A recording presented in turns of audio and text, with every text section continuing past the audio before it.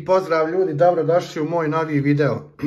Kao što ste vidjeli u uvodu, danas imamo jednu Logitechovu Bluetooth wireless tastaturu na testu. Zašto sam ovo uzeo da testiram? Uzeo sam iz više razloga. Žao mi je što i moram testirati na laptopu da vam pokažem kako se radi, zato što su mi, vjerujte mi, svi USB izlazi na oba televizora zauzeti. Još su mi, znači, televizori na nosačima, pa dok skinem, dok ovo, dok ono, velika je procedura, ali nema veze, tako da ćete moći vidjeti i na ovaj način. Znači, ovo je Logitechova tastatura Media K400+. Ovo je, znači, malo skuplja tastatura, ali postoji razlog zašto je to tako. Kao što ste vidjeli, ovo je, znači, standardna tastatura bez numlock tipki, ali zato dobijate, znači, touchpad, dobijate miš uz nju. Znači, nju pokreću dvije baterije od 1,5 volt koje, znači, stavljamo ovdje i ima prekidač, znači, za power, za struju, tako da ako je ne koristimo, da džaba ne vuče bateriju, ona jednostavno je ugasite. Nema, znači, nikakve procedure što se tiče spajanja, ona je automatski već ima drajvere u njenom, znači, ovome, ne znam kako da ga nazovem, adapteru, znači već ima drajver instaliran i za Windows, i za Android, i za Chromebooke, znači za sve vidove operativnih sistema.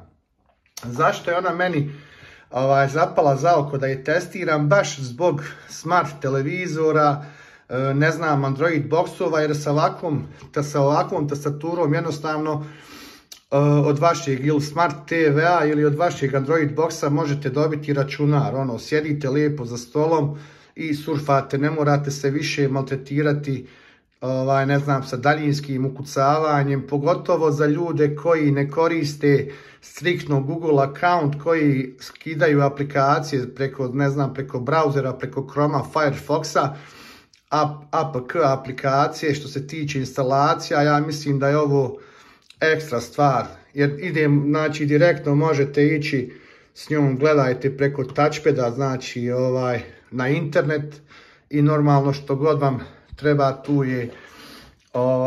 tu ćete skidati. Šta mi se još kod nje sviđa?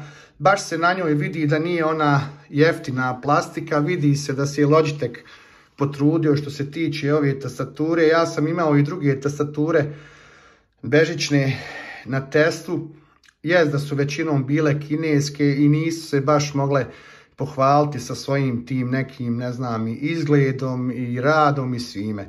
Ova tastatura jednostavno je perfektna, nije toliko velika, a uz nju dobijate, znači, touchpad, dobijate jednostavno, znači, mouse, dobijate desni klik, jednostavno sve uz nju dobijate. Tako da mi se pravo svidla i morao sam jednostavno neki mali testić uraditi na njoj, ali mi je stvarno žao što sam ga morao uraditi na kompjuteru, jer stvarno nisam imao više USB izlaza ni na televizoru. Android box ne koristim zato što mi je Tizen OS, tako da imam sve aplikacije na njemu i jednostavno nisam je mogao spojiti. Kao što vidite, ona nije toliko ni debela, po meni nije uopšte debela. Evo, ovo je neka njena debljina, kao što vidite. Kao što sam rekao, idu samo dvije baterije od 1,5 volt. Ja je koristim već par dana, ne znam tačno koliko te baterije mogu dugo stojati, ali ako gasite, znači, kad je ne koristite, ona sigurno će dugo raditi. Znači, ako vas nervira slučajno miš kada kucate ili prelazite rukom preko nje, ovdje imate tipku i da ugasite, znači, taj miš, tako da vam on ne pravi problem.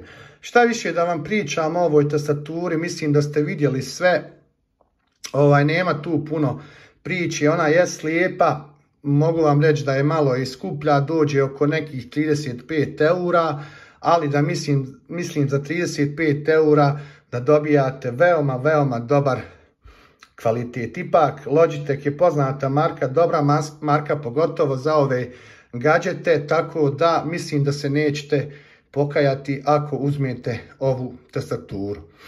To bi bilo, eto, ukratko to, šta da vam više pričam o njoj. Zahvalit ćemo se ponovo našim prijateljima koji su nam omogućili ovu tastaturu na test. Njihove linkove ćete imati dole u opisu videa, gdje je možete nabaviti slobodno kako budete zvali za bilo koji, znači, uređaj koji sam ja testirao slobodno, znači možete iskoristiti kod Bosnian Geek, tako da dobijete neki određeni popust, zavisi šta kupujete, 10, 20 do 30%. I ne znam, to bi bilo to za sada. Ako se niste subscribe-ovali, puknite jedan subscribe i obavezno ostavite jedan veliki like. Voli vas vaš geek i do sljedećeg puta. Pozdrav!